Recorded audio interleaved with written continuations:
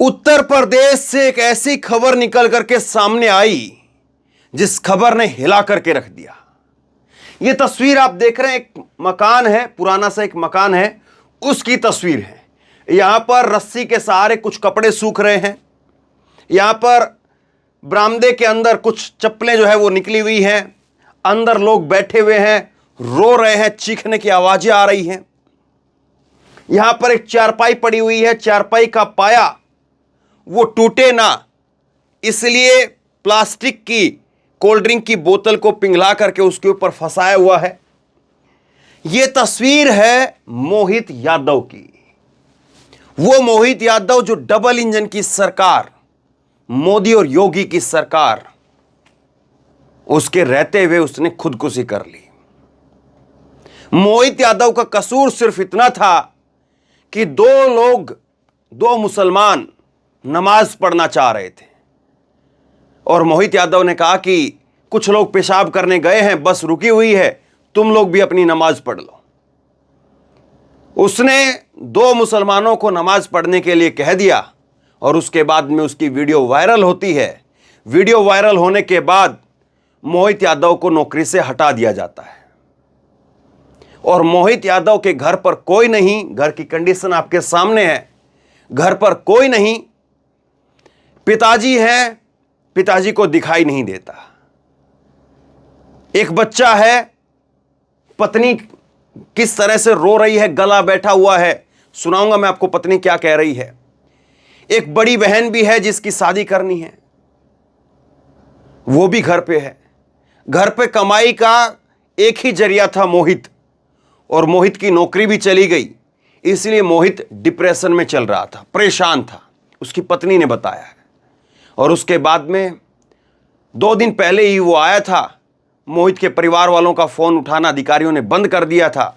मोहित को नौकरी से हटा दिया गया था और मोहित ने ट्रेन के आगे कूद करके खुदकुशी कर ली, आत्महत्या कर ली। लेकिन क्या वाकई यह आत्महत्या है या हत्या है? सवाल यह है। यह जो मोहित यादव का घर मैं आपको दिखा रहा हूं, इस घर को आप अपनी आंखों में रखिए, देखिए, सोचिए कि इस घर में जो रहता होगा उसकी हालत क्या होगी। उसके पिता को दिखाई नहीं देता, घर में एक बहन कंवारी है, घर पर एक छोटा बच्चा है, पत्नी है।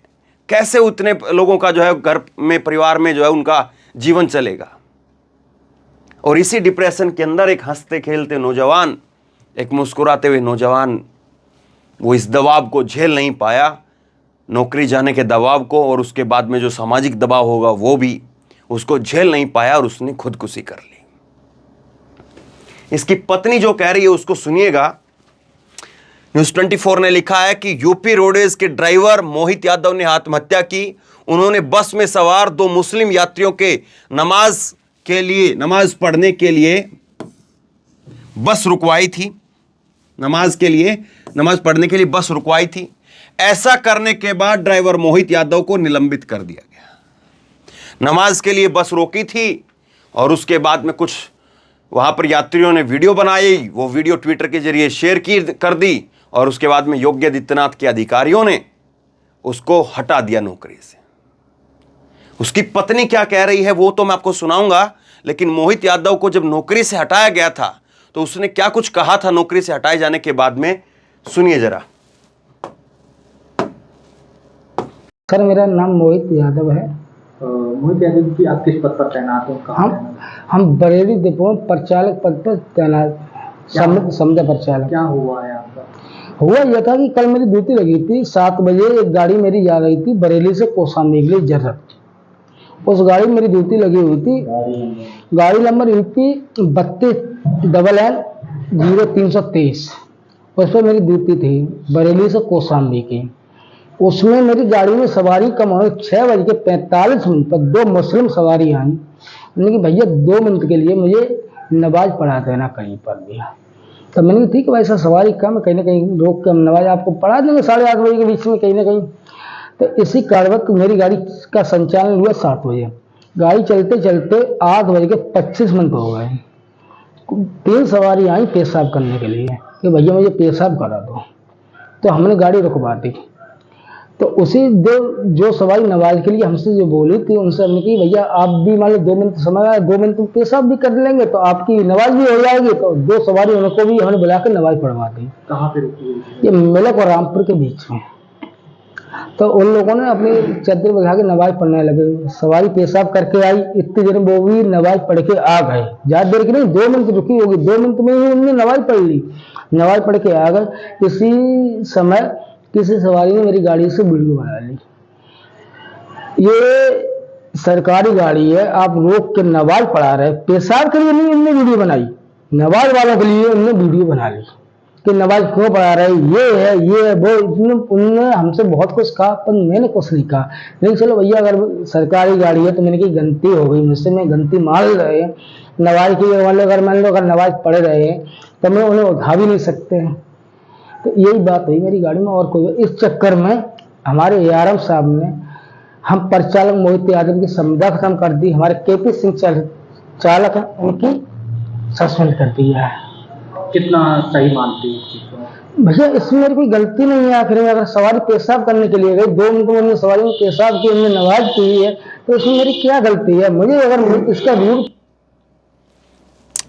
पता नहीं क्या लगा, पता नहीं इसकी गाड़ी के अंदर ऐसा क्या था, या उन लोगों ने एक नमाज पढ़ ली तो क्या उन्होंने जो है वो कर दिया। जून का दिन, ये 3 जून की घटना है। जून में तो वैसे भी 8 बजे जो है वो कहाँ पर इतना ज़्यादा वो जो है वो रात होती है कि चलो सर्दियों में होता है कि 6 बजे दिन जो है वो रोशनी ख़त्म हो जाती है।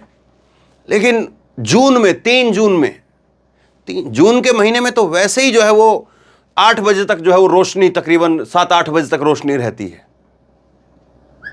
और इतने जो है वो यात्री थे वहाँ पर, और 2 लोगों ने अगर नमाज पढ़ ली, और ये कह रहा है कि हमने स्पेशल नमाज के लिए नहीं रोकी थी। कुछ लोगों ने कहा कि हम पेशाब करना चाहते हैं, तो उन्होंने कहा कि ठीक है आप पेशाब कर लो, और फिर उन्होंने कहा कि आप अपनी नमाज पढ़ने के लिए बोल रहे थे तो आप भी जाकर के नमाज पढ़ लो। इतनी सी बात थी। वो वीडियो भी मैं आपको दिखा देता हूं, जो नमाज पढ़ने की उस वक्त में जो वीडियो थी वो भी देखिए। ये वो वीडियो है जिसमें वो यात्री नमाज पढ़ रहे थे जब बहसबाजी हुई है।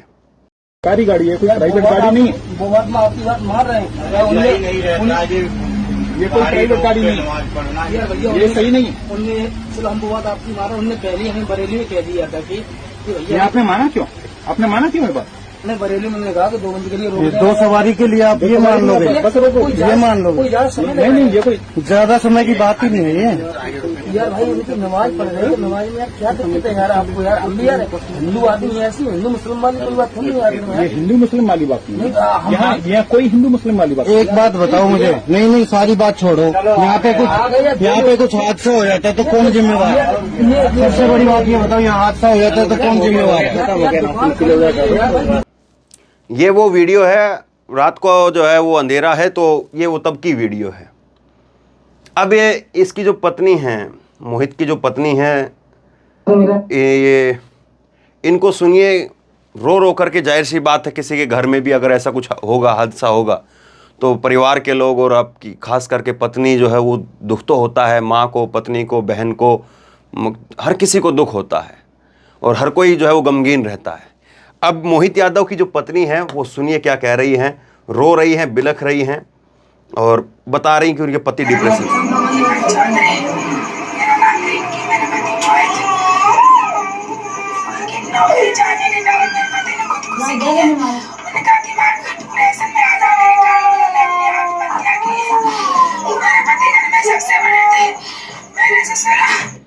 आपको आवाज़ नहीं समझ में आ रही होगी क्योंकि मैंने भी बहुत गौर से सुन करके तब इसको लिखा है।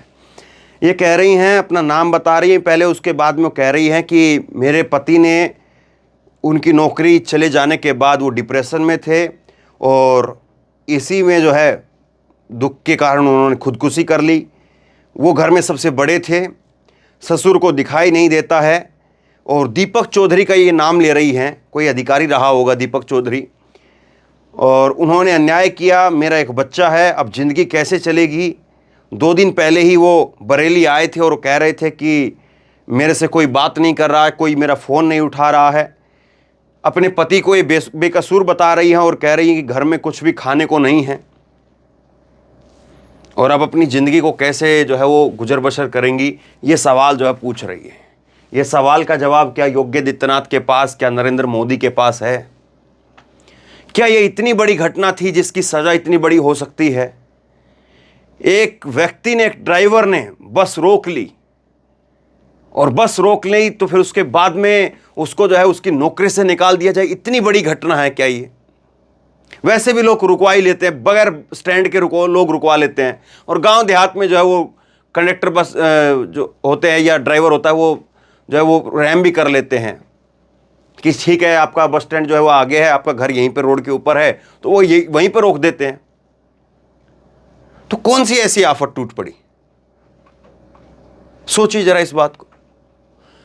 और आज जब इस घटना के बाद में, जब ये घटना निकल करके सामने आई है, तो इस घटना के बाद में आज जो है वो जो कॉन्ट्रैक्ट पे, क्योंकि ये खुद कॉन्ट्रैक्ट पे थे, तो वहाँ के जितने भी और कर्मचारी हैं उनके अंदर एक गुस्सा है, और वो सारे कर्मचारी यहाँ पर इकट्ठा हुए हैं अपने साथी के लिए, मोहित के लिए, और वो कह रहे हैं कि ये तो गलत है। ये 3 जून की घटना है, रात 2 यात्रियों ने नमाज अदा करने के लिए बस रुकवाई थी। सुनिए जरा, ये मामला 3 जून का है। बरेली की डिपो जनरथ बस 32 NN 330, ये जो है वो बस का नंबर है। 7:30 बजे सवारियों को लेकर के चलती है, और उसके बाद में रामपुर से पहले बस को रोक करके, जो मैंने अभी आपको बताया है। अब ये हैं RM दीपक चौधरी के निर्देश पर बरेली डिपो के RM संजीव श्रीवास्तव ने बस चालक KP सिंह को निलंबित करने के साथ परिचालक मोहित यादव को संविदा से समाप्त कर दिया। बताया जाता है कि संविदा समाप्त होने के बाद मोहित यादव तनाव में था और सोमवार को उन्होंने अपनी जान दे दी। इस घटना के बाद बरेली में संविदा कर्मचारियों ने वर्कशॉप पर काम बंद कर दिया। कितनी बड़ी घटना जो है ये लग रही है, और कितना दुख का पहाड़ जो टूट पड़ा है। लेकिन ये घटना जो है वो ऐसा नहीं कि चलिए एक घटना है, उसको हम क्या कहें, उसको छोड़ दें, और उसको एक घटना ही तो है।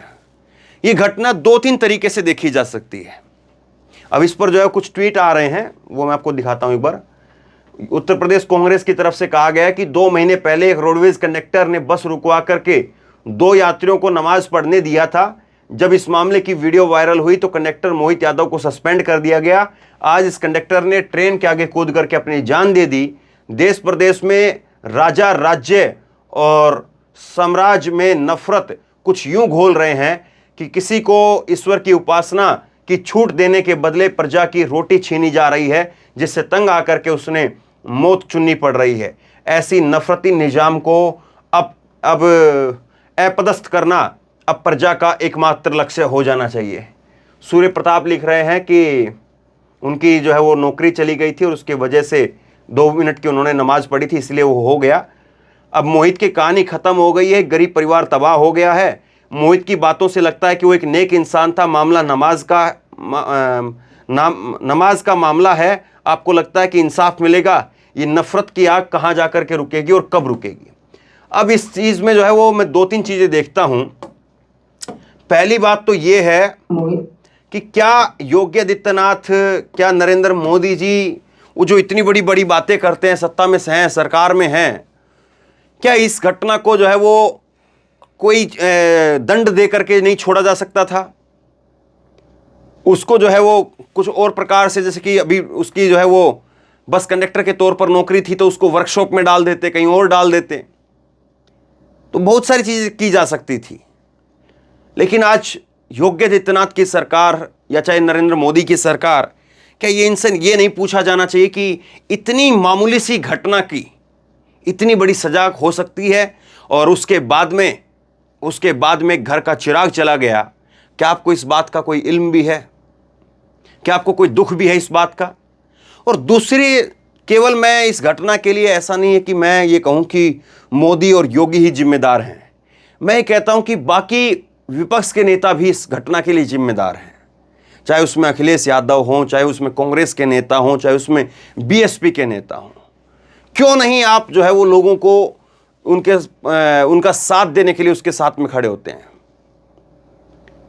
कहीं पर एक घटना होती है, हम तो खबर बता करके निकल जाते हैं, लेकिन उसके बाद में वो उन लोगों को सहारा देने का काम नेताओं का है, उन लोगों को सहारा देने का काम समाज सेवी लोगों का है। आप लोग क्यों नज़रअंदाज कर देते हैं? अगर किसी ने उसको सहारा दिया होता, किसी ने उसकी नौकरी बहाली के लिए आवाज उठाई होती, कहीं पर लिखा होता, कहीं पर बोला होता, उसकी नौकरी बहाल करवाई गई होती, क्योंकि इतना बड़ा मसला नहीं था, तो आज वो जिंदा होता। लेकिन आज वो चला गया है और उसके परिवार के ऊपर आज जितने दुख टूट रहे होंगे, पिता को दिखाई नहीं देता, उसके ऊपर आज जितने दुख टूट रहे होंगे, उसकी हम और आप कल्पना भी नहीं कर सकते हैं। मोदी और योगी जो सरकार में, सत्ता में है, कायदे से तो उनको जो है वो माफ़ी मांगते हुए और एक अच्छा खासा मुआवजा जो है वो इस परिवार को जरूर देना चाहिए। कम से कम इतना तो वो कर ही सकते हैं, और अगर इतना भी नहीं करें तो फिर आप मान करके चलिए कि इस आग की चपेट में अब अगला नंबर, अगला घर किसी का भी हो सकता है, क्योंकि आग ऐसी लगी पड़ी है। कई बार मैं अपनी खबरों के अंदर कहता हूं कि आजकल मुसलमान का नाम लेना अपने मुंह के ऊपर मतलब कि अपनी जीभ को जला देने जैसा है। और मैं इसीलिए नहीं कहता हूं क्योंकि ये घटनाएं लगातार बताती हैं। एक बस नमाज के लिए गाड़ी रोकना कितना भारी पड़ गया इसको, आज अपना जीवन दे करके।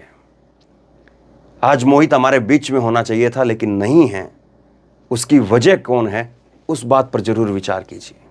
लोगों तक इस वीडियो को शेयर कीजिए, पहुंचाइए, ताकि लोगों को कुछ समझ में आए, लोग सोचे समझें। अपनी राय नीचे कमेंट बॉक्स में जरूर लिखिए। धन्यवाद।